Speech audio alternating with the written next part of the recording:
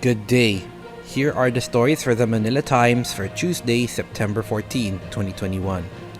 Presidential Advisor for Entrepreneurship Jose Maria Concepcion III has reiterated his call for the National Capital Region to adopt granular lockdowns and allow more mobility for vaccinated individuals, saying it is time for a different approach in fighting COVID-19.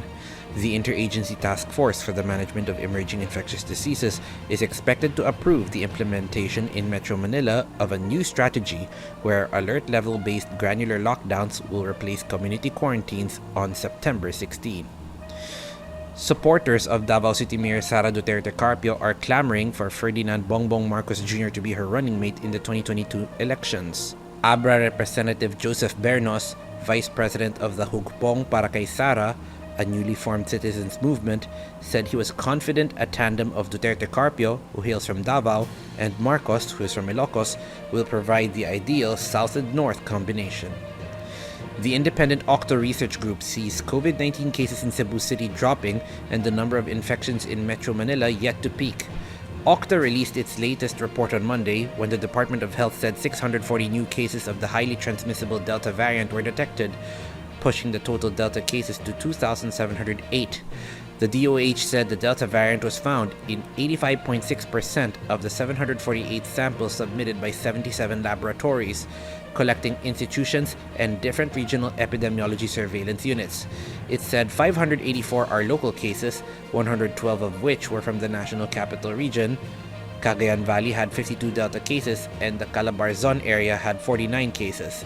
All other regions had more than 10 Delta cases, except in the Bangsamoro Autonomous Region in Muslim Mindanao, where only 2 cases were detected. 52 cases were returning overseas Filipinos, and 4 are still being verified if they are local or ROF cases. The Health Department said 13 individuals have died from the variant and 624 have recovered. Overall, 2,708 cases that were sequenced by the Philippine Genome Center had the Delta variant. The Russia-based Tinkoff Bank plans to invest heavily in the Philippines once it receives a digital banking license from the Bangko Sentral ng Pilipinas, a top official told the Manila Times on Monday. George Chesakov, Tinkoff Bank's chairman of the board, said during a roundtable with the Times that the fully online bank decided to expand in other areas after its success in Russia. Chesakov said the London Stock Exchange-listed company has raised the required capital of $20 million for a digital bank in the Philippines. The Philippine government is in active discussions with vaccine manufacturers for supplying the country with booster doses next year.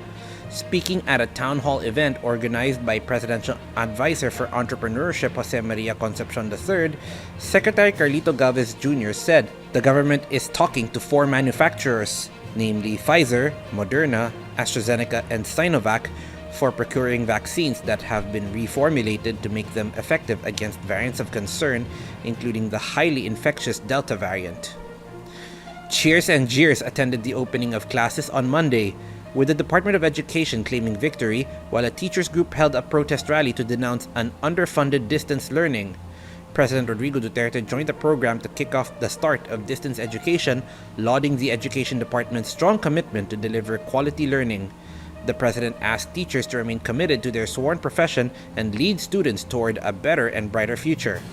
Education Secretary Leonor Briones claimed victory and success in the conduct of the past school year. However, as DepEd held its virtual National School Opening Day, members of the Alliance of Concerned Teachers held protests to denounce the lack of government support in addressing the needs of teachers and students. The series of actions begin with the teachers' sunrise protest at the foot of Mendiola in Manila to press the Duterte administration to ensure the benefits and protection of educators who were immensely affected by the shift to distance learning. The Senate on Monday moved to place Chinese businessman Michael Yang on the watch list after he failed to attend a probe on his alleged involvement in the overpriced medical supply. Yang failed to attend the resumption of the inquiry because his blood pressure shot up, according to his lawyer, Raymond Fortun. Senator Richard Gordon, chairman of the Senate Blue Ribbon Committee, on Monday held the 6th virtual hearing on the alleged deficiencies in the use of the 67 billion peso budget for pandemic response under the Department of Health. The panel on September 10 cited Yang in contempt and ordered his arrest for being evasive in answering the senator's query on his links to Pharmaly Pharmaceutical Corporation. Farmally, with a paid-up capital of 625,000 pesos, secured a medical supply contract worth 8 billion pesos from the procurement service of the Department of Budget and Management. Over to business. Current COVID-19 vaccination rates are weighing on the country's economic recovery. CEOs polled by the Management Association of the Philippines and Isla Lipana and Company, PwC Philippines, said 76 of 178 chief executive officers surveyed were of that opinion. Results of the PwC MAP 2021 CEO survey showed, with another 68% dissatisfied with vaccine rollouts.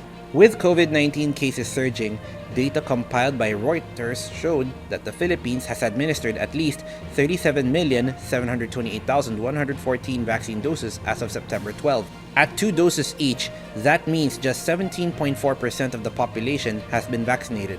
The economy contracted by a record 9.6% last year as a series of lockdowns were implemented. The government has abandoned a 6 to 7% growth target for 2021 for a much lower 4 to 5% goal, well below the 6% and above rates of recent years. Still, the Philippines vaccination program can be described as running pretty well. PwC Deals and Corporate Finance Managing Partner Mary Jade T. Rojas told the briefing on Monday.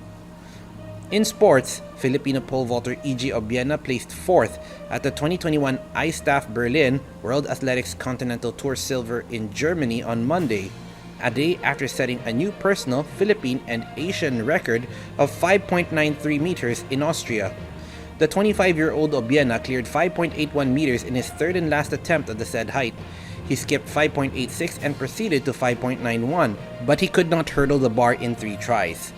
Americans Sam Kendricks, Christopher Nielsen, and Casey Lightfoot made the podium of the meet, occupying the first, second, and third places respectively.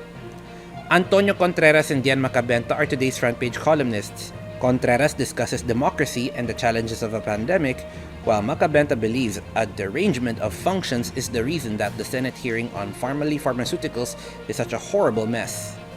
Today's editorial discusses US President Joe Biden going against those who are unvaccinated against COVID-19. Read a full version on the paper's opinion section or listen to the Voice of the Times. For more news and information, get a copy of the Manila Times on print, subscribe to its digital edition, or log on to www.manilatimes.net. Follow us on Twitter, Facebook, or Instagram, and keep up with the Times. On behalf of the Manila Times, this is Arik John C. reporting. Have a safe Tuesday ahead.